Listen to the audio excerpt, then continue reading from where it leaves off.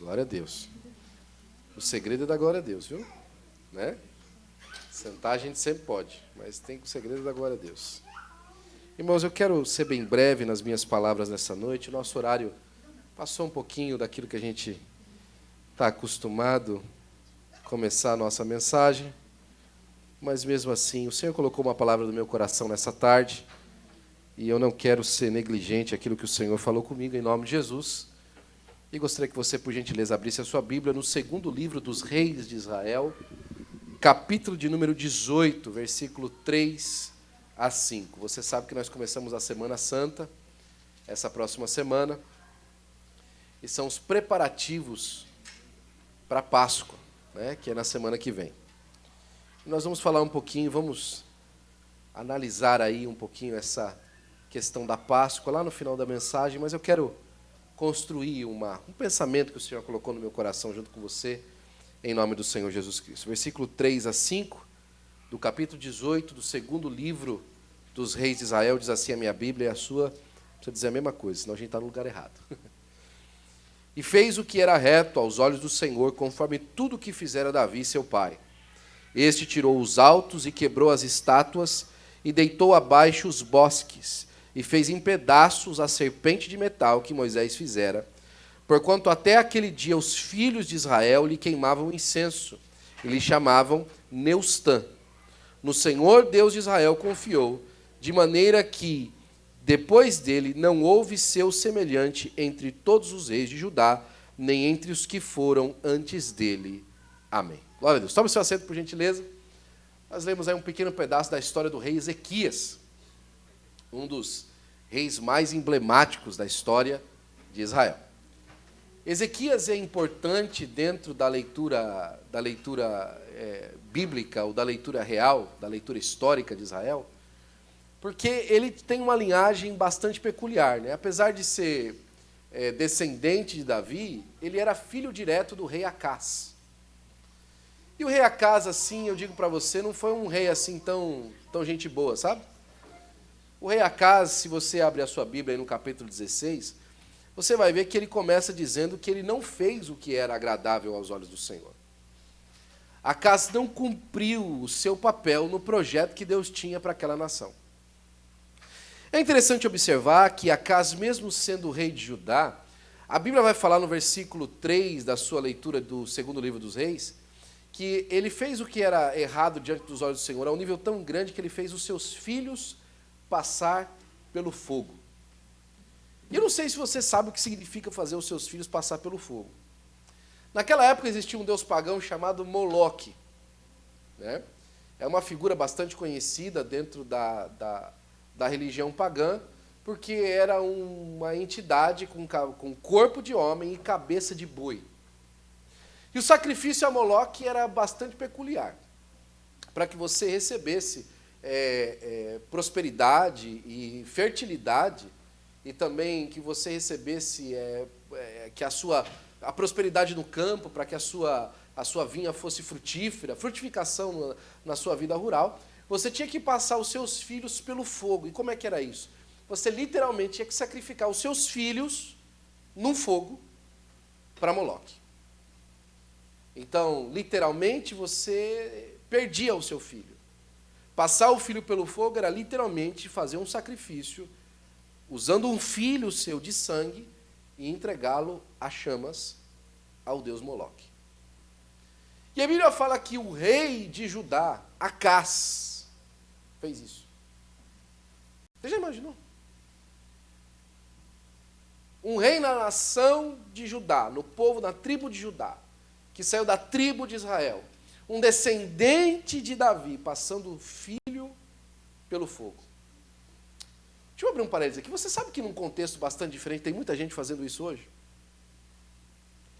Tem muita gente hoje passando os seus filhos por Moloque, deixando com que a tela da televisão queime os seus olhos, deixando com que as coisas que vêm no mundo queimem a sua mente, deixando com que as ordens do status quo da sociedade atual queimem o seu futuro. Tem muita gente hoje sacrificando o filho a Moloque. E olha que interessante, né? Interessante no sentido de triste, mas também no sentido de ufa, que alívio. A Bíblia fala que o rei Acás passou seus filhos no fogo ao deus Moloque. Mas a Bíblia vai dizer que Ezequias, que era filho de Acás, fez o que era reto aos olhos do Senhor. Por mais que o seu pai fosse mau, por mais que o seu pai não fosse um homem que temesse a Deus, mesmo estando dentro de um contexto onde o temor a Deus era necessário, Deus de alguma maneira conseguiu alcançar a vida de Ezequias. Deus de alguma maneira conseguiu fazer com que Ezequias se salvasse desse ambiente. A princípio, pode não ser passado pelo fogo como seus irmãos. Porque talvez, provavelmente, os 2 irmãos mais velhos de Ezequias não tiveram a mesma sorte. Passaram pelo fogo. Mas Ezequias sobrou. Ele recebeu o resgate de Deus. Ele foi alcançado pelo Senhor. E então ele ocupou a posição que o Senhor tinha para a sua linhagem, para a sua vida. Sabe? Deus tem propósito para você e para os seus filhos. Propósito que vai além da onde você saiu, da onde você nasceu. Propósito que não importa quem foi o seu pai, quem foi a sua mãe, quem é o seu tio, quem é o seu parente importante. O que importa é que Deus, em qualquer etapa da sua vida, em qualquer fase da sua vida, pode te alcançar para fazer algo extraordinário para a glória do seu nome. Aleluia. Ezequias então vem à vida e passa e chega à sua adolescência e começa a reinar. E o resumo do capítulo 18 vai dizer que ele fez o que era reto aos olhos do Senhor, conforme fizera Davi. E sabe o que é importante aqui, dessa conotação de Davi? É que sempre tem alguém que agiu direito, que a gente pode tomar de exemplo.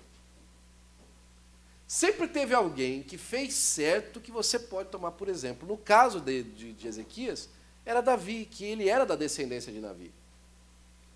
Mesmo, mais uma vez, que próximo dele ele tinha uma figura como Acás, que se torna horrenda, ele tinha uma figura no passado, Davi, que era uma figura positiva. Que ele podia fazer memória e podia tomar como etapa para se conduzir direito. Olha, talvez aquelas pessoas que você tem perto de você não lhe deram um bom exemplo para que você chegasse até aqui. Mas você tem o Senhor Jesus Cristo, que é um bom exemplo para que você siga adiante.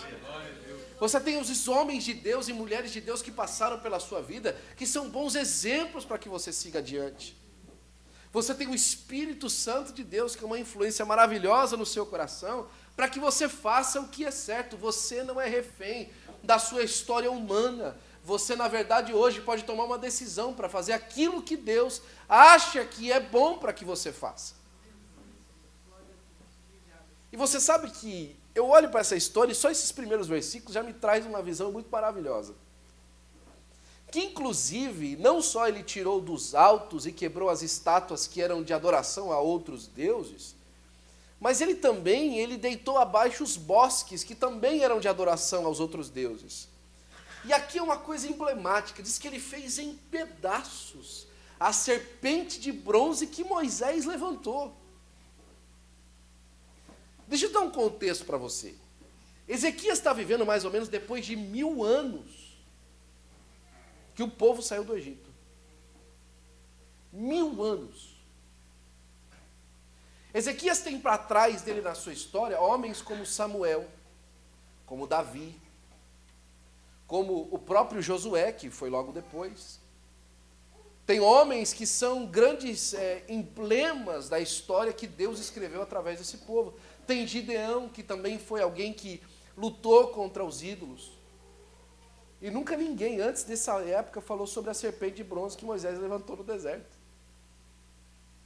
Ninguém fez referência de que alguém estava levantando incensos àquela serpente de bronze. Ou seja, parece que ninguém notou antes que a serpente de bronze, ao passar do tempo, estava perdendo a sua real significado, estava parecendo um ídolo. Sabe de uma coisa? Eu amo ser assembleiano. Eu sou assembleiano desde que eu nasci. Eu nasci dentro da igreja.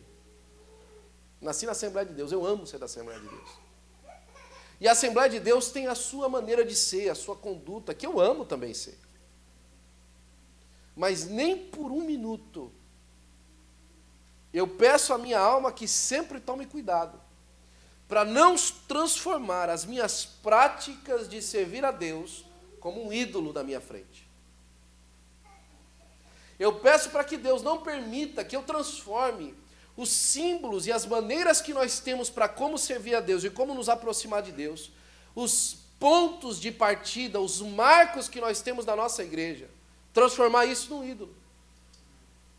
Porque de alguma maneira, no meio do caminho, eles pegaram a serpente de bronze que havia sido levantada no deserto, para que todos que olhassem para ela, quando foram picados pela serpente ardente por causa da murmuração, está lá em Êxodo essa passagem, fossem curados ao olhar para aquela serpente, eles transformaram aquela serpente numa entidade e num ídolo.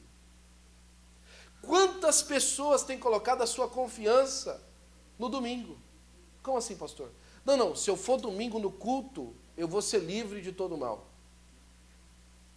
Se eu ler a minha Bíblia, ou deixar a minha Bíblia aberta dentro de casa, então eu vou ser protegido pelo Senhor.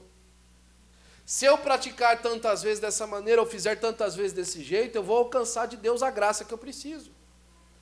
Ou então, ainda mais absurdo, se eu entregar o meu dízimo, Deus vai proteger a minha casa e a minha família, eu não vou passar por mal nenhum.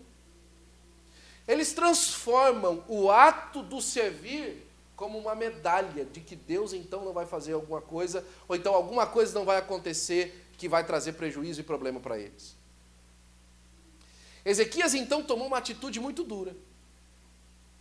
Ele pegou aquela serpente que fazia parte da história de Israel e transformou ela em pedaços. Ele falou assim: se é necessário para que o povo entenda que essa serpente não tem poder, eu transformo ela em pedaços.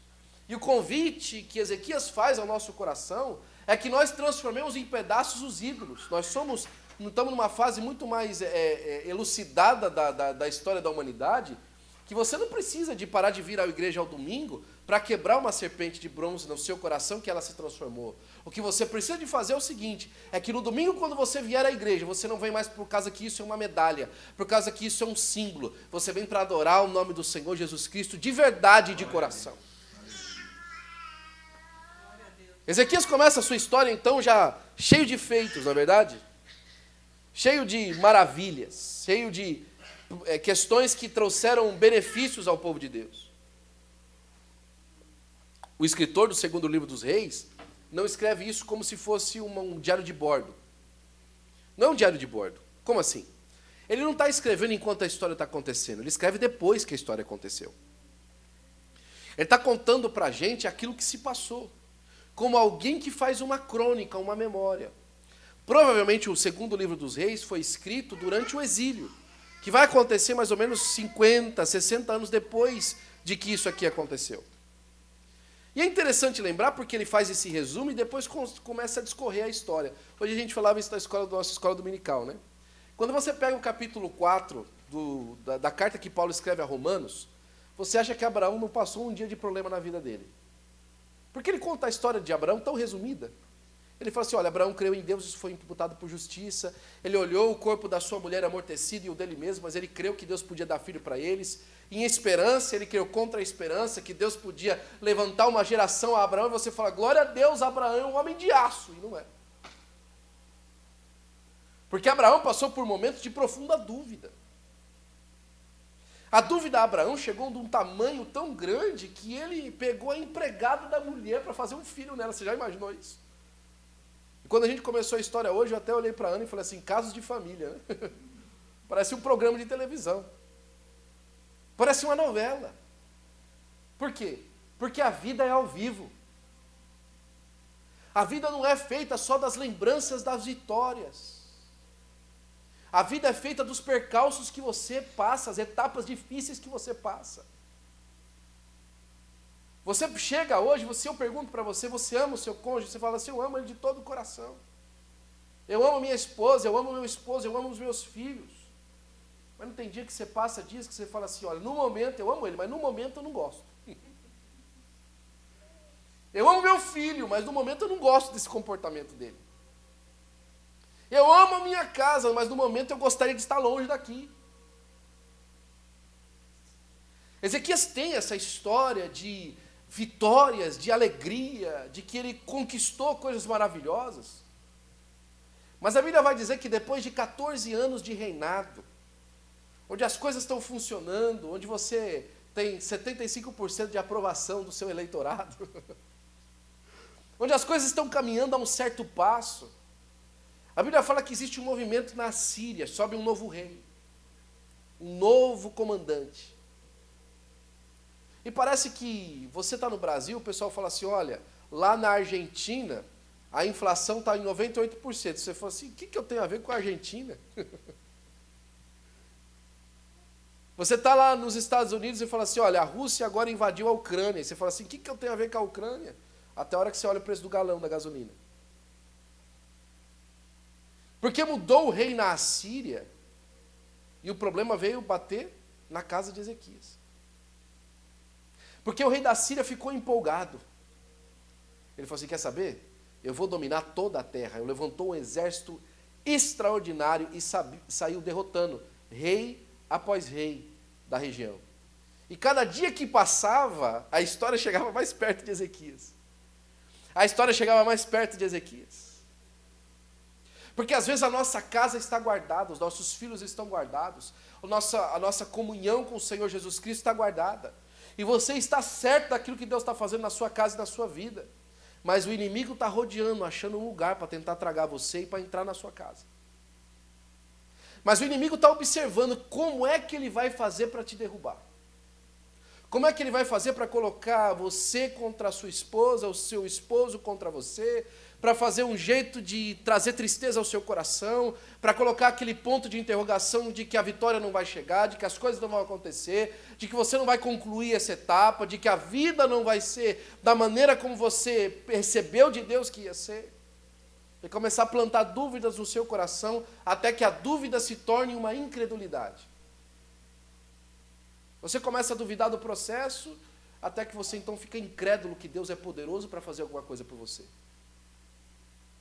Ezequias começou a ser cercado, e Senaqueribe mandou um dos seus chefes para falar com ele. E o chefe chamava-se Rabsaqué. E Rabsaqué chegou nas portas de Jerusalém, uma cidade um pouquinho para baixo. E estava lá os chefes de Ezequias, né? Um deles que eu gosto bastante de lembrar era o seu primeiro-ministro, que chamava Asaf. E Asaf vai receber lá o Rabsaqué, e o Rabsaqué começa a falar, olha, é o seguinte, não te engane, Ezequias, que o Senhor pode livrar vocês. Porque os deuses das outras nações, ninguém livrou eles. E nós estamos aqui na porta da casa de vocês agora. E ainda a cúpula que estava lá fala assim, olha, senhor, meu amigo, faz um favor para a gente aí, fala em siríaco, que é mais ou menos um aramaico, um pouquinho antes do aramaico, fala em siríaco aí para o pessoal aqui da cidade não saber, né? Não fala em hebraico não, né? É porque a gente quer controlar informação ruim, a gente controla, né, irmão? Informação boa a gente espalha, mas informação ruim a gente controla, né? A gente fala para todo mundo que nosso filho tirou A na escola, mas quando ele tira um E, a gente fala assim, olha, não fala para o seu irmão que senão ele vai ficar zoando sua cara. A gente propaga notícia boa, mas notícia ruim a gente toma cuidado. É assim, não é? E aí o Rabsaqué falou assim, eu não quero saber não, a vergonha vai ser geral. Vai todo mundo da cidade saber que vocês estão, o Rabsaqué, o Senaqueribe está vindo aqui contra vocês. Não adianta vocês tentar esconder. Agora é o seguinte, o Senaqueribe está com um plano de governo extraordinário para a sua vida. Sabe qual que é o plano de governo do Senaqueribe? É o seguinte, ó, vem aqui comigo me encontrar com o deserto, vamos fazer um pacto entre nós, e aí vocês podem comer o que vocês quiserem, vamos fazer aqui um grande banquete juntos aqui, e é o seguinte, eu só quero que vocês paguem o que é diligente de vocês, aí não tem guerra. O inimigo, irmãos, o inimigo é a pessoa mais humanista da história. O inimigo é humanista. Sabe o que o inimigo quer? É que você dê vazões ao seu desejo do seu coração, viva os seus sonhos. A pior besteira que disseram e ensinaram para os nossos filhos é corra atrás dos seus sonhos. Que isso, pastor? Vou te explicar. Enquanto ele corre atrás dos seus sonhos, enquanto o sonho dele é ser servo do Senhor, beleza. E se o sonho dele for ser serial killer? Você quer que seu filho corra atrás dos seus sonhos? E se o sonho dele for viver uma vida de bêbado, você quer que seu filho corra atrás dos seus sonhos? E se o sonho dele for viver uma vida na mentira, você quer que seu filho corra atrás dos seus sonhos? Eu não quero que o meu filho corra atrás dos sonhos dele, se o sonho dele for esse. Agostinho foi tão enfático com isso, que é uma das frases que eu mais gosto, que eu já ouvi dele. Ele falou assim: Senhor, onde os meus planos não forem os teus, destrua-os. Você já imaginou isso? Senhor, onde os meus planos não forem os teus, destrua-os. Eu não quero nem saber mais de pensar nisso. Porque Senaqueribe convida. Ele fala assim: meu filho, aquela Lamborghini é para você. Você só precisa de não olhar tanto assim para as coisas do Senhor. Eu vi com peso no coração, e eu espero que as pessoas que eu vi com peso no coração não assistam esse vídeo. Quantas vezes os pais vinham para a gente durante o ano letivo, e a gente tinha grupo da família cristã dos adolescentes, dos jovens, e falava assim: olha, pastor, olha, líder, infelizmente meu filho não pode vir para o grupo, porque ele tem futebol. E eu quero que amanhã ele tenha uma bolsa no futebol, então ele não vai vir para o ensaio. Ele não vai vir para a reunião. E era de janeiro a janeiro, porque nas férias, agora ele está descansando, né? Porque durante todo o ano ele fez isso, foi para o futebol dele e tal. E nada contra o futebol, nada contra a bolsa de estudos, pelo amor de Deus, não me entenda errado, isso não é uma coisa legalista nem demodê. O fato é que esses adolescentes de ontem, que são jovens hoje, não estão nem jogando na NFL e nem na igreja. Nem jogam o futebol na NFL e nem na igreja estão. E aí você fala: cadê o sonho da Lamborghini? Foi perdido por causa da oração. Foi perdido por causa de não atentar para o momento que era do Senhor. E Rabsaqué está trazendo lá para Senaqueribe, falou: olha, Senaqueribe está aí, Ezequias, e olha, não vai ter jeito para você, e você vem para cá, a gente tem um plano bom para vocês, e não adianta Ezequias tentar enganar você, porque ele não vai conseguir, porque as coisas são nossas, e aí a falta de confiança vai nascer no coração, e alguém manda chamar o profeta. O que Deus tem para falar a respeito disso? Aí Ezequias sai para fora e fala assim: olha, fique tranquilo, Ezequias, porque o Senaqueribe vai ouvir um rumor de uma guerra e vai deixar você em paz. Ele diz que poucos dias depois, Senaqueribe ouve um rumor de uma guerra e deixa Jerusalém em paz por um tempo. Porque quem confia no Senhor tem livramento. Quem confia em Deus tem esperança. Quem ora tem certeza. Sabe que Deus vai fazer alguma coisa. Sabe que Deus vai dar uma porta. Mas você sabe que o inimigo ele não desiste, né? Ele não fica feliz quando seus filhos escapam.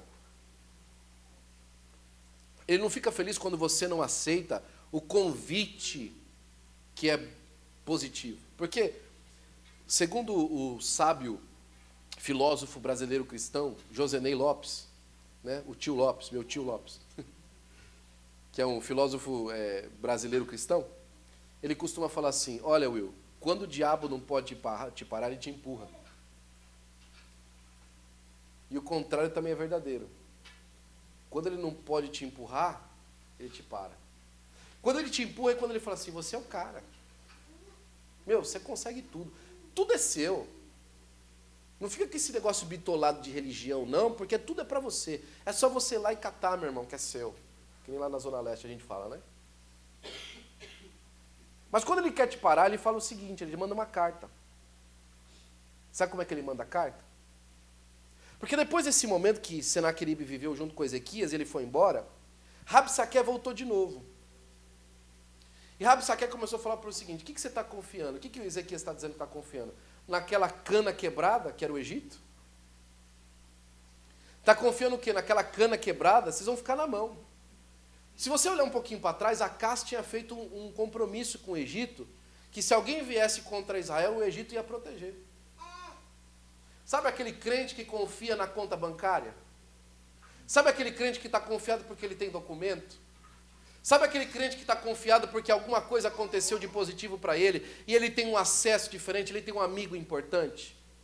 Sabe aquele crente que está confiando porque agora ele trocou de carro e agora ele acha que porque ele trocou de carro o acidente não acontece mais com ele? Sabe?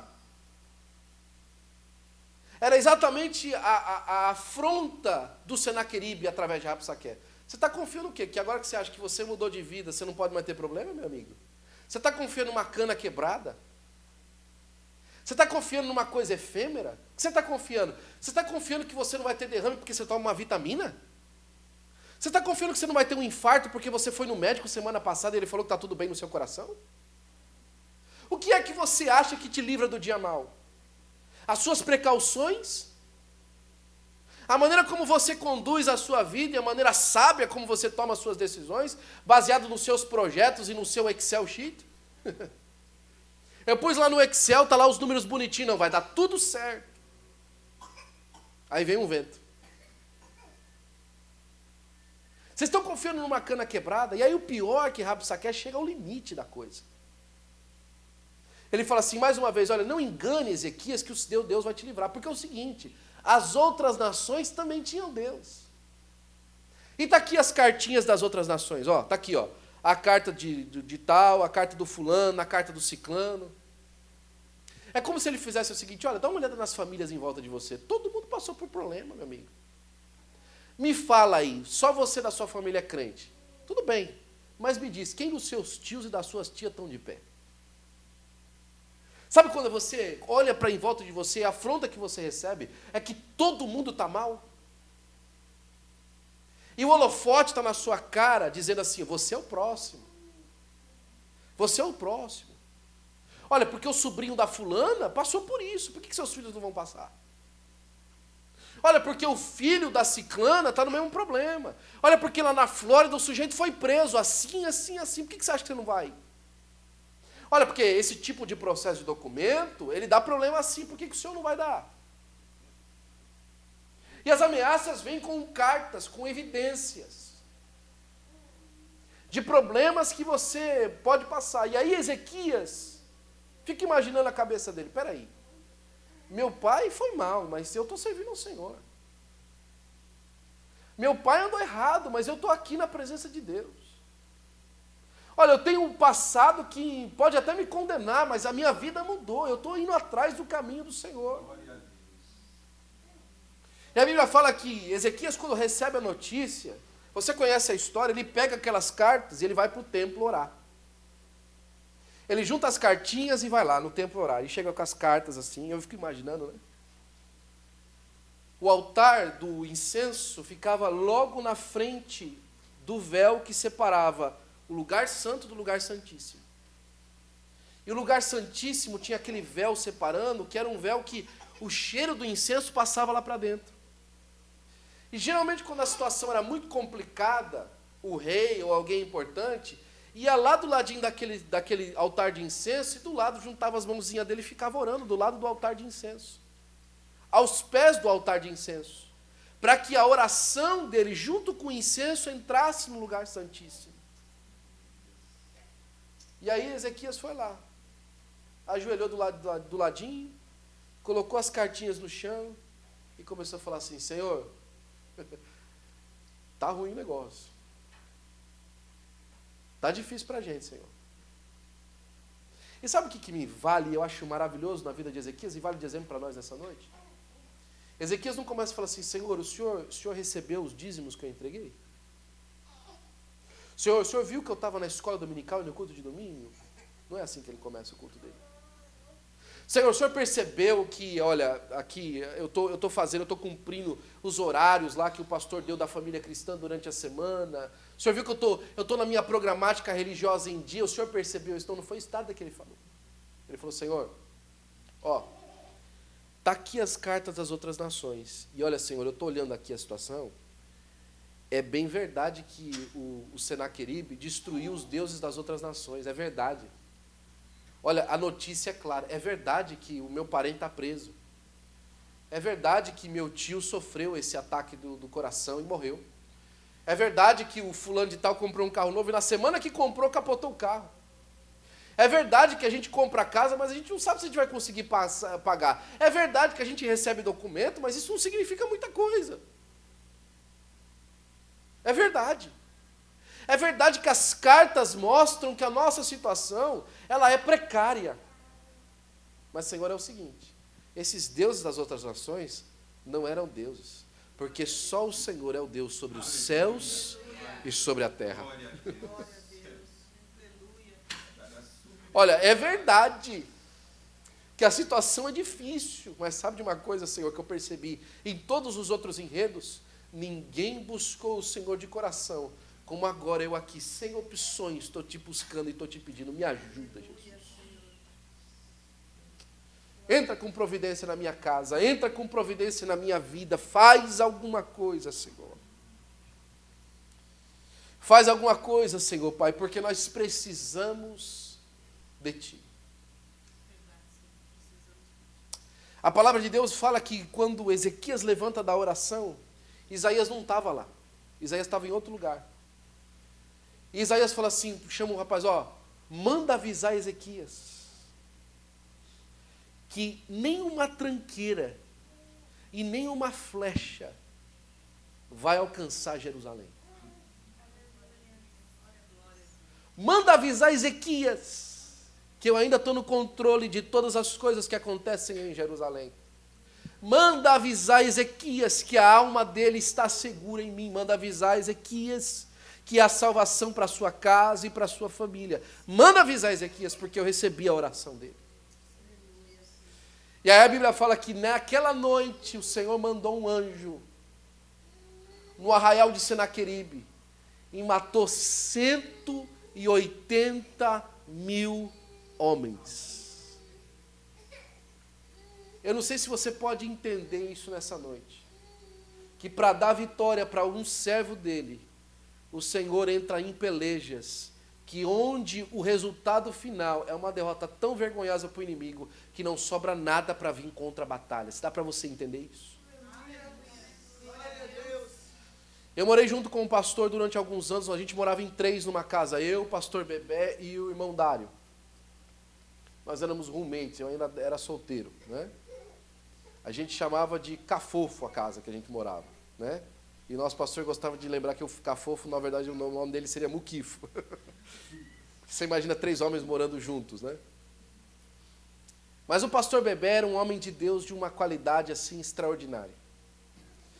E o pastor Bebé falou que certa vez ele estava num culto e tinha um amigo dele pregando, o pastor Josué. E o pastor Josué pregando essa mensagem falou assim, pastor, o senhor já imaginou, pastor, como aquele anjo devia ser? Devia ter uma espada laser ou alguma coisa desse tipo. Devia ser alguma coisa extraordinária, uma metralhadora, alguma coisa, alguma arma especial. E quando o pastor Bebé olhou ao lado do irmão, ele viu uma figura alta de um anjo, vestido de uma armadura, com uma espada na mão. E o pastor olhava para o pastor Bebé e disse assim, diga a ele que a espada não é de laser, é uma espada de verdade. Sabe o que isso significa? É que o Senhor não precisa da nossa imaginação para nos dar vitória. As coisas mais simples é o que Ele usa para trazer uma derrota final ao nosso inimigo, para trazer vitória para lá.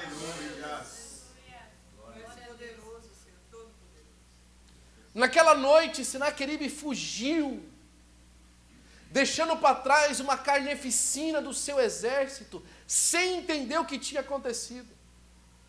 Inclusive, na profecia que Isaías entrega, ele fala assim, olha, esse Senaqueribe está há muito tempo atrás de mim.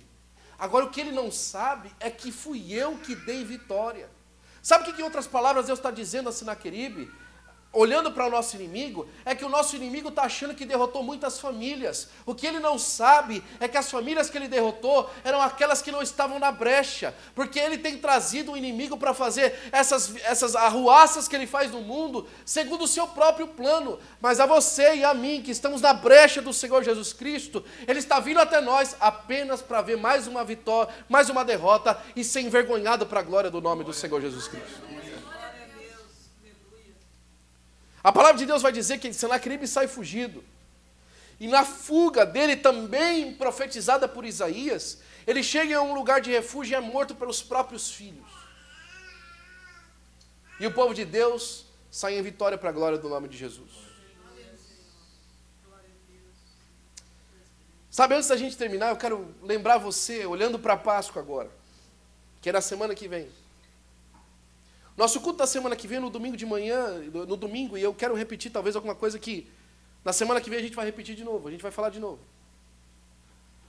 Eu quero que você lembre do enredo do dia da ressurreição. Jesus Cristo havia morrido. Era claro e evidente, a morte de Jesus não tinha nenhum tipo de dúvida, ele tinha morrido, ele estava morto. E os discípulos estavam morrendo de medo. A palavra de Deus lá no capítulo 20, do livro de João, fala que eles estavam escondidos dentro da casa por medo dos romanos, por medo dos judeus. E o Senhor Jesus vai aparecer no meio deles, mas ainda eu quero que você fique com esse enredo de medo. Você já imaginou quem investiu no brand, na marca Jesus, nos últimos 3 anos e meio? Talvez alguém chegou para Pedro e falou assim, e aí Pedrão, tudo bom, meu amigo? Faz uns 2 anos que eu não te vejo, o que aconteceu com você, rapaz? Não, estamos investindo aí, nós estamos num projeto aí para o país e tal. E a pescaria, meu amigo? Não, larguei de mão. Nós estamos investindo num projeto novo para o nosso país. Quer? Como é que é isso? Não, o tal do Jesus, aí você já viu como ele faz muitos milagres e tal, nós estamos esperando aí que ele vai ser o novo rei.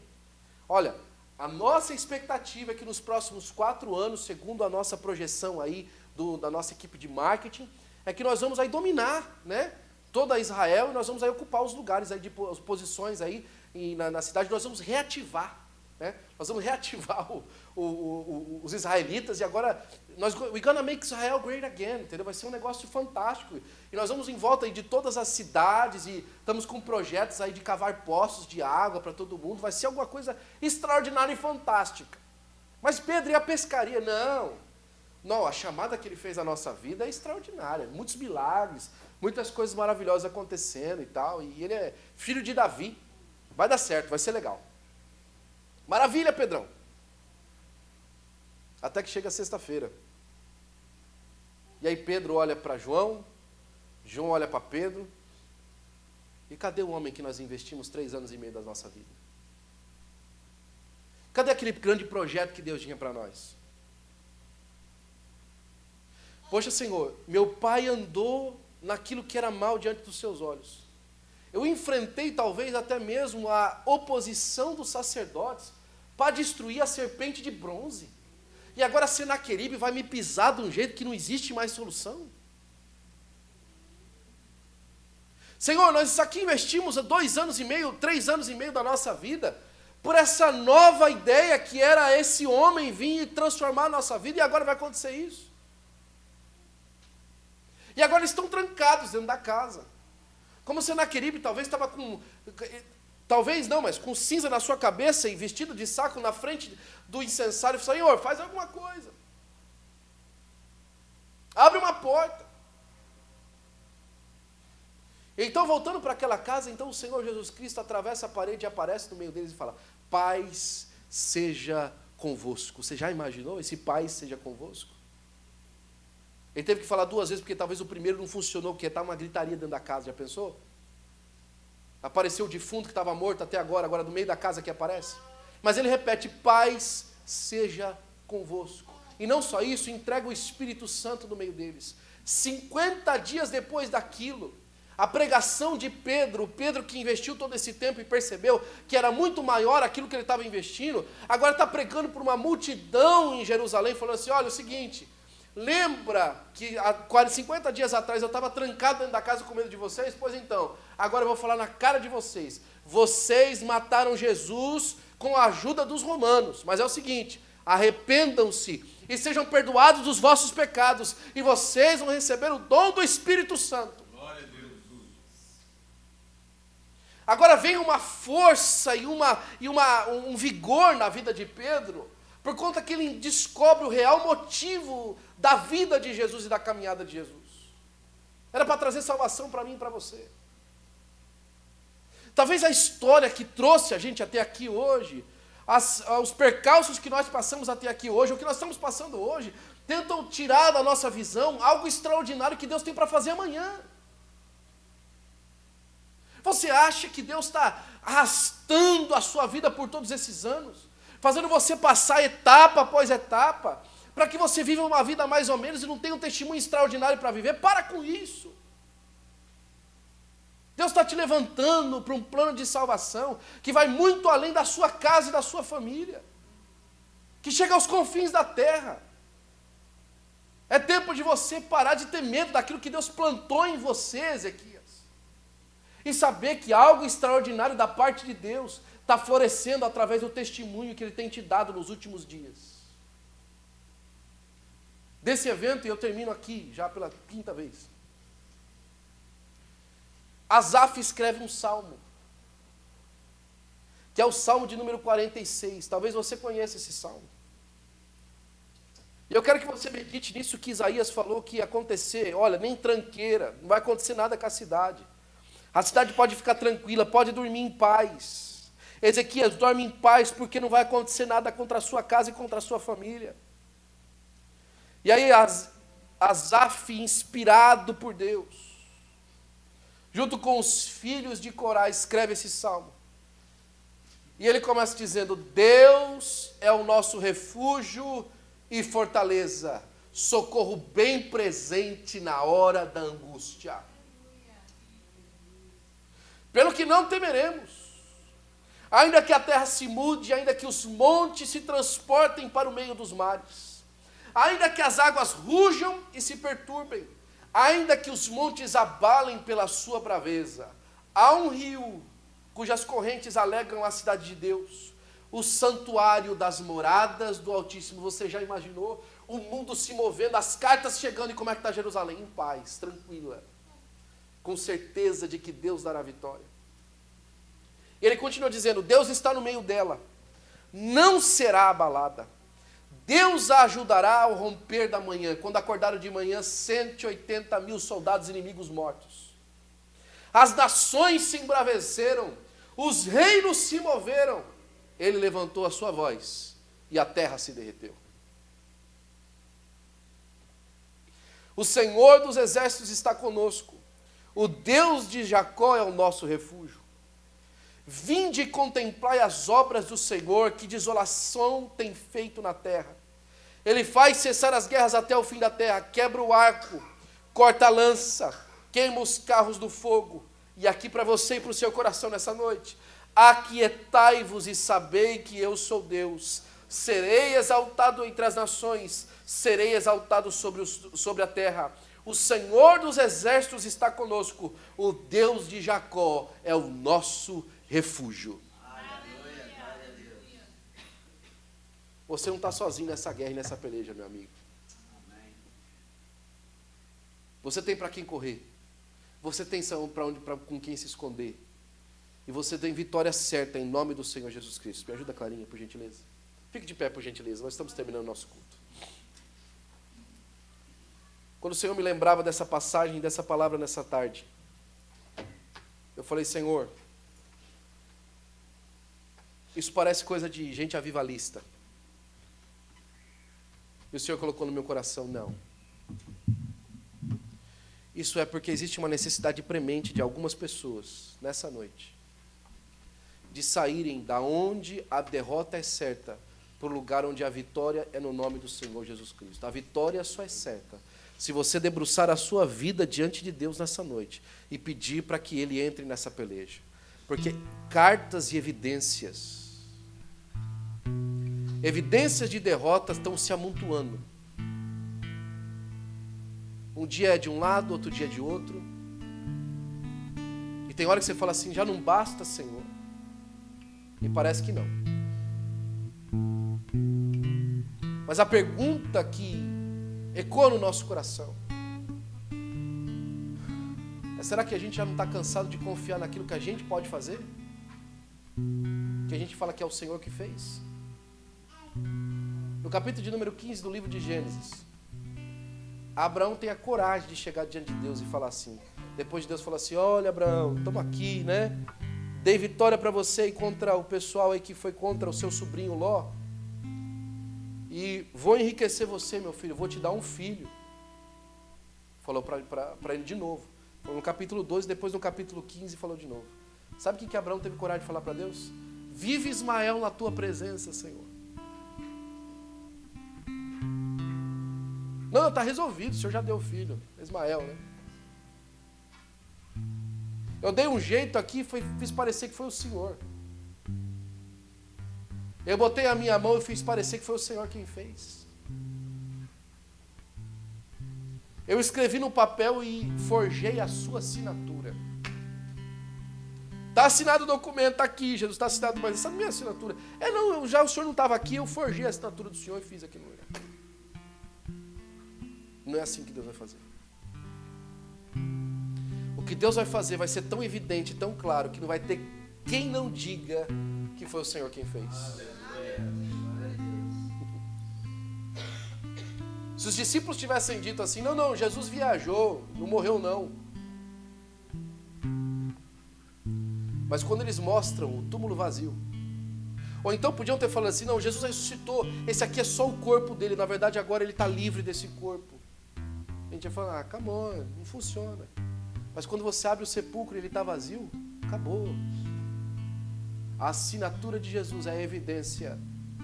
A assinatura de Jesus na sua vida é a evidência. A marca de Jesus na sua história é a evidência.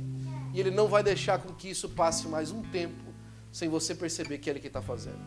Se o Senhor falou na sua vida hoje, Ele está tirando de lado a dúvida e te dando mais confiança nele. Eu quero que você venha à frente, eu quero orar por você. Existem ministérios sendo levantados aqui. Deus te chamou para uma obra ministerial. Deus te chamou para um trabalho de serviço. Você foi chamado para o serviço da casa de Deus. Você precisa abrir mão daquilo que está te segurando. Joga essa rede fora. Joga essa rede fora. Porque Deus te chamou. Se você veio à frente, fique de joelhos por gentileza, eu quero orar por você. Você quer mais prova que Deus te chamou? Que mais de prova você quer que Deus te chamou?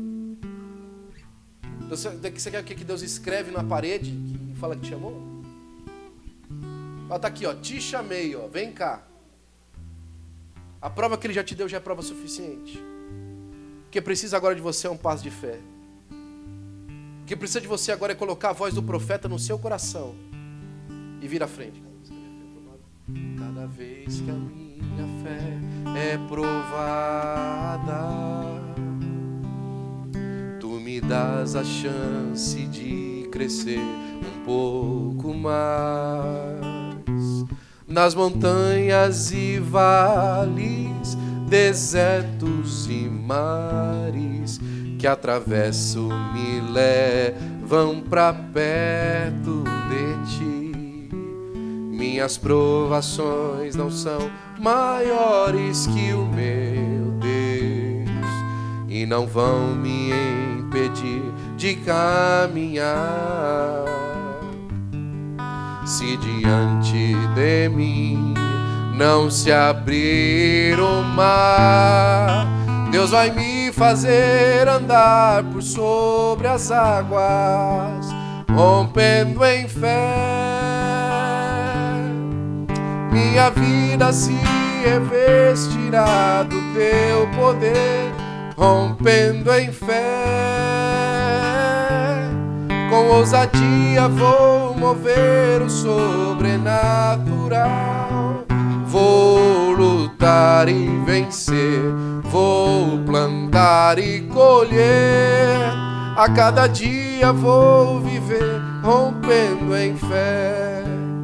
Você plantou, mas veio uma geada e te ameaçou que matou a sua lavoura. Não matou. Não matou. Ela vai florescer. Deus falou com você nessa noite. Eu vou insistir mais uma vez, mais 30 segundos para você vir à frente, junto com os irmãos que já estão aqui. Não seja negligente a voz do Senhor na sua vida. Vem à frente em nome de Jesus. Se diante de mim não se abrir o mar, Deus vai me fazer andar por sobre as águas, rompendo em fé. Minha vida se revestirá do Teu poder, rompendo em fé. Com ousadia vou viver o sobrenatural. Vou lutar e vencer, vou plantar e colher. A cada dia vou viver rompendo em fé. Pai, no nome de Jesus, teu filho, Senhor, Pai, que eu apresento a vida dos meus irmãos e amigos aqui, Senhor. Senhor, Pai, não há palavras, ó Senhor, para te agradecer, Senhor, Pai, por aquilo que o Senhor tem plantado no nosso coração. A tua palavra é fiel, Senhor, é justa, é verdadeira, Senhor.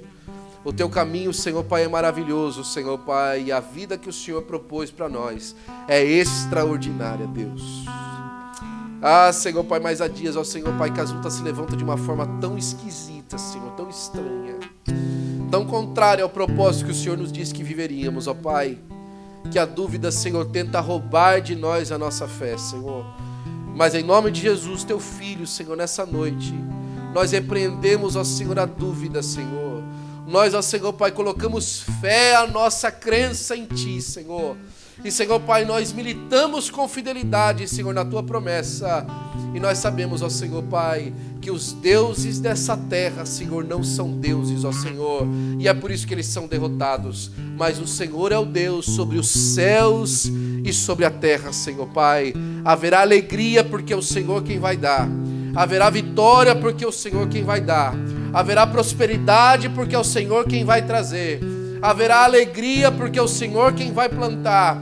Haverá o amor porque é o Senhor quem vai fazer brotar. E haverá vida, Senhor, porque ela estará arraigada na ressurreição do Teu Filho Jesus.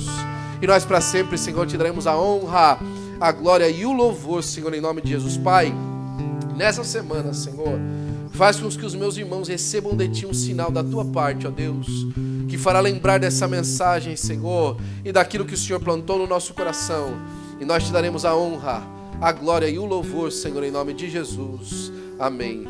Rompendo em fé, minha vida se revestirá do Teu poder. Rompendo em fé, com ousadia vou mover o sobrenatural. Vou lutar e vencer, vou plantar e colher. A cada dia vou viver rompendo em fé. Aleluia.